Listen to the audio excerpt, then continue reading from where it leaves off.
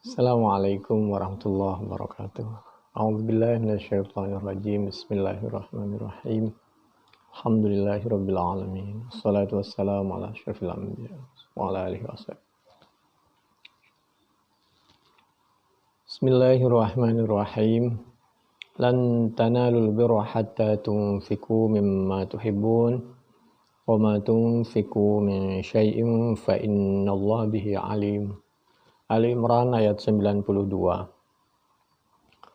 Kalimat na la yanalu kemasukan lan menunjukkan lan harfu nafyin wa nasbin wa istiqbalin, menunjukkan tidak akan pernah bahagia seseorang kalian sampai bisa membagikan sesuatu yang mungkin harta itu masih berharga menurut kalian.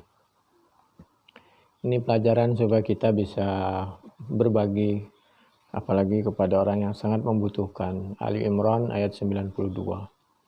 Ketika ayat ini turun dan Nabi menyampaikan kepada para sahabat Abu Thalhah langsung ingin memberikan harta terbaiknya,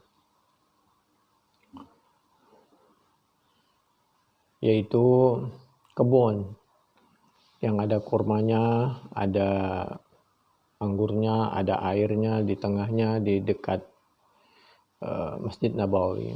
Lalu Nabi berpesan, kelola saja lanjut, nanti hasilnya bagikan kepada keluargamu seperti Hasan bin Thabit, Ubay bin Ka'ab, dan bagikan kepada semua umat Islam yang sangat membutuhkan.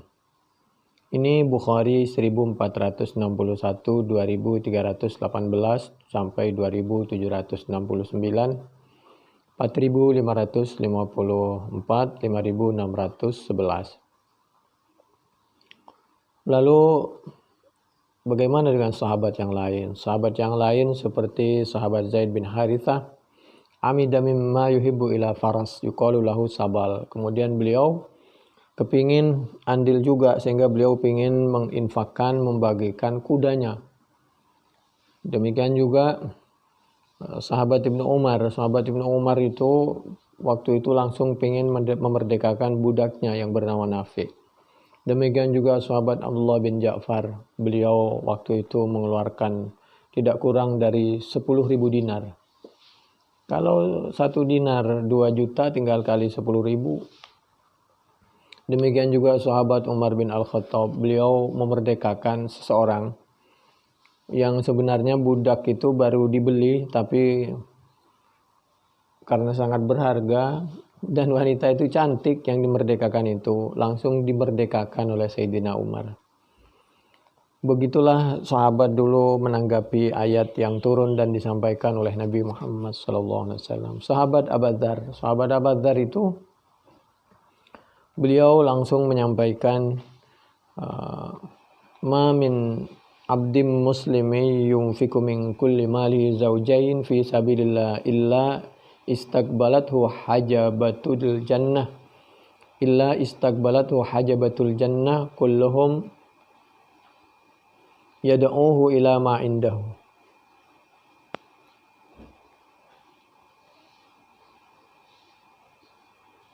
Jadi kalau bersedekah, kalau bisa, kata sahabat Abu Dzar, beliau menyampaikan sabda Nabi, sepasang-sepasang. Maksudnya kalau onta ya ba'irain, kalau sapi ya baqaratain. Kalau kita bersedekah, misal mohon maaf, ayam, ya laki perempuan, karena saling membutuhkan. Kau ibu sama anaknya, jangan dipisah-pisah, itu maksudnya. Ini ada di dalam An-Nasa'i juz 6 halaman 48. Demikian juga Sayyidina Ali, luar biasa Sayyidina Ali memberi makanan kepada keluarga, kepada sama umat Islam, kepada orang miskin, bahkan beliau membebaskan tawanan, memberi makan tawanan dan membebaskan,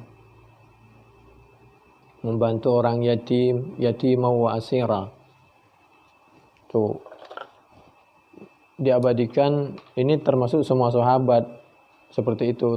Demikian juga Sayyidina Ali diabadikan di dalam Al-Quran surah Al-Insan ayat yang 8. karena beliau ini semua selalu mengingat dan berusaha melaksanakan isi Al-Quran. Wa ma tunfiqu min syai'in fa innallaha bihi alim. Lalu ayat berikutnya yaitu kullu ta'ami kana hilal li bani Israil.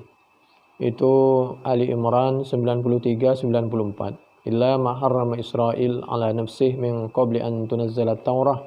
Qul fa'tu bit-Taurati fatluha in kuntum sadiqin. Faman iftara 'ala Allahi al-kadhiba min ba'di dzalika faulaika humudz zalimun. Dulu Bani Israil itu Al-Qur'an tidak melarang. Nabi Yakub pun tidak melarang. Jadi nabinya tidak melarang, dia sendiri aja yang buat-buat melarang makanan. Makanan yang enak-enak itu sama dia dihindari. Seperti daging onta, susu onta itu sama dia tidak dimakan karena dia makanan minuman yang dia suka itu tidak dia makan karena dia bernazar katanya.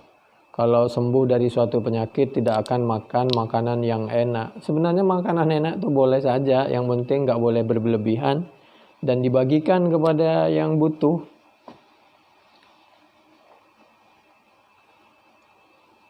Allah sendiri tidak pernah melarang makanan yang halal. Makanan enak itu yang halal kan? Halal. Yang penting nggak berlebihan, nggak harus mahal sih.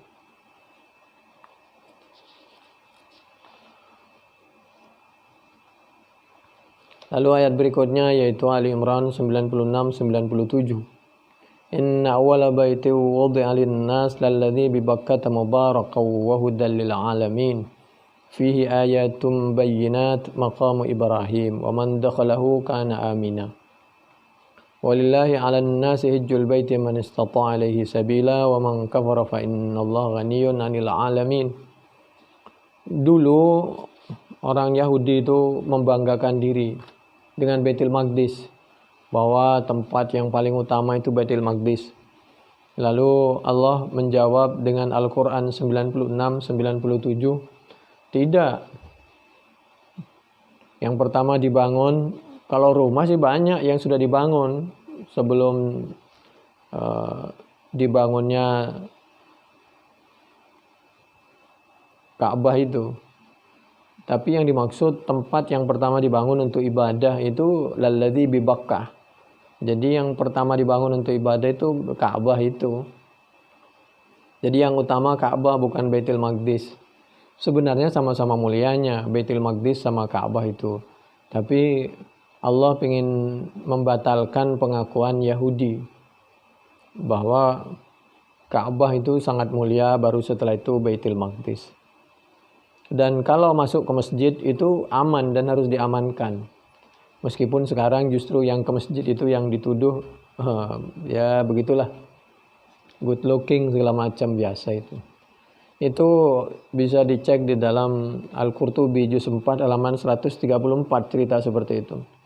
Tafakharul muslimun wal yahud faqalat al yahud Baitul Maqdis afdal wa a'dham minal Ka'bah. Sebaliknya wa qala al muslimun balil Ka'batu afdal fa anzalallahu hadhil ayah. Lalu Nabi Sulaiman, yang menarik Nabi Sulaiman itu setiap membangun suatu bangunan, setiap beliau membuat suatu karya, beliau selalu kepingin sesuatu yang dilakukan oleh penguasa waktu itu, yaitu Nabi Sulaiman itu adalah sesuatu yang diridhai oleh Allah.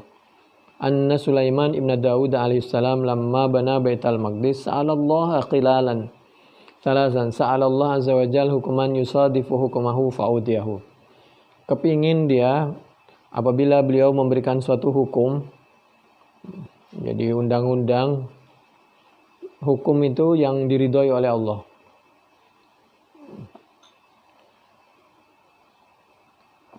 Jangankan diridhai oleh Allah sekarang. Sekarang yang dicari undang-undang yang diridhai oleh pengusaha. Soal bangsanya sendiri tidak setuju, ya itu nomor sekian. Wa sa'alallahu azza wa jal mulkan la yanbaghi li ahadim min ba'di fa'utiyahu. Dan Nabi Sulaiman minta apabila dititipkan sesuatu kekuasaan, jabatan minta kekuasaan itu dituntun oleh Allah untuk sesuatu, didapat dan diperuntukkan sesuatu yang diridhoi oleh Allah. Dan betul, oleh Allah diberikan sesuatu kekuasaan yang didapat dengan cara yang diridhoi oleh Allah dan dipakai untuk sesuatu yang diridhoi oleh Allah. Itu semua diabadikan di dalam Al-Quran surah Al-Anbiya 78-79. Fafahamna Sulaiman. Itu masalah hukum yang sesuai dengan Al-Quran dan As-Sunnah. Yang menyesuaikan dengan Al-Quran dan As-Sunnah tentu bukan kita, tapi Allah dan Rasulnya. Berikutnya, kekuasaan. Itu seperti yang diabadikan di dalam Al-Quran surah Shad ayat 35. Rabbighfirli wa habli mulkan la yanbaghi li ahadin min ba'di innaka antal wahhab. Demikian juga permintaan Nabi Sulaiman yang ketiga. Wa sa'ala Allah azza wa jalla hina faragha min bina'il masjid alla ya'tiyahu ahadun la yanhazahu illa salatu fihi ayyahrujahu min khati'atihi kayawmi waladathu ummuhu fa'utiyahu. Agar orang yang datang ke masjid yang dibangun oleh Nabi Sulaiman itu adalah orang yang memang niatnya tulus, bukan untuk pencitraan dan lain sebagainya. Dan kalau selesai dari masjid, mudah-mudahan dosanya diampuni. Dan ini ya semuanya dipenuhi oleh Allah. Karena Allah menyampaikan dalam Al-Quran Ali Imran ayat 97, "Wa man dakhalahu kana amina." Jadi Nabi Sulaiman ini seorang raja, waktu itu penguasa, tapi kerajaannya, kekuasaannya disesuaikan dengan sesuatu yang diridhoi oleh Allah Subhanahu wa taala. Cerita seperti itu ada di dalam An-Nasa'i Al-Kubra, hadis dari Abdullah bin Amrin bin Al-As, sahabat itu 772. Lalu berikutnya yaitu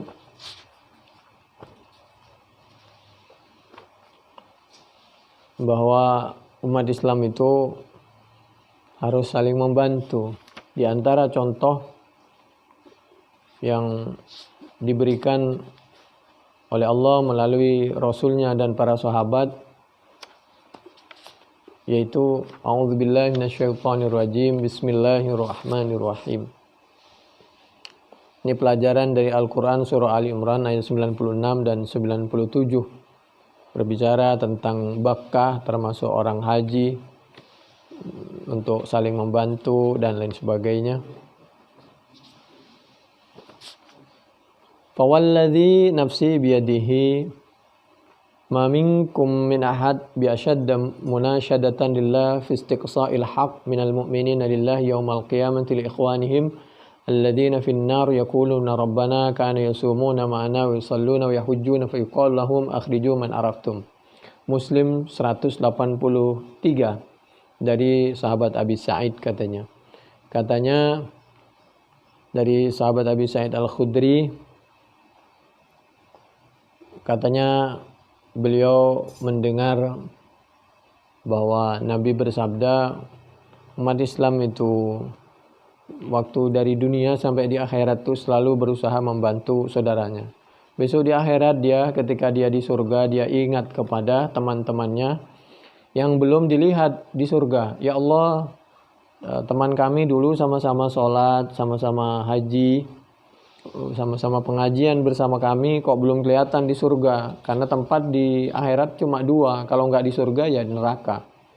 Lalu Allah menyampaikan, ya sana gih kamu cari, kalau ketemu di neraka, kamu minta keluarin sama malaikat, suruh bawalah ke surga. Muslim 183. Ini pentingnya teman yang baik dan selalu mempengaruhi kepada jalan yang diridhoi oleh Allah Subhanahu wa taala. Dan apabila haji dan umroh itu harus pulangnya itu hajinya baik, biayanya baik, dilaksanakan dengan baik. Ayyarji azahidan fid dunya raghiban fil akhirah. Setelah haji dia semakin zuhud masalah dunia dan semakin kepingin untuk mendekatkan kepada nilai-nilai akhirat. Bukan seperti orang Yang ada seorang yang katanya beragama Islam, tapi ketika saudaranya mau pulang ke Indonesia, malah dia bangga karena rupa-rupanya masih ada sesuatu kesulitan sedikit. Mestinya umat Islam itu bangga kalau saudaranya itu menemukan sesuatu kemudahan, bukan bangga kalau menemukan suatu kesulitan. Ini cuplikan dari tafsir Al-Qurtubi juz 4 mulai dari halaman 128 sampai 138. Demikian, mudah-mudahan bermanfaat. Wallahu a'lam bishawab. Assalamualaikum warahmatullahi wabarakatuh.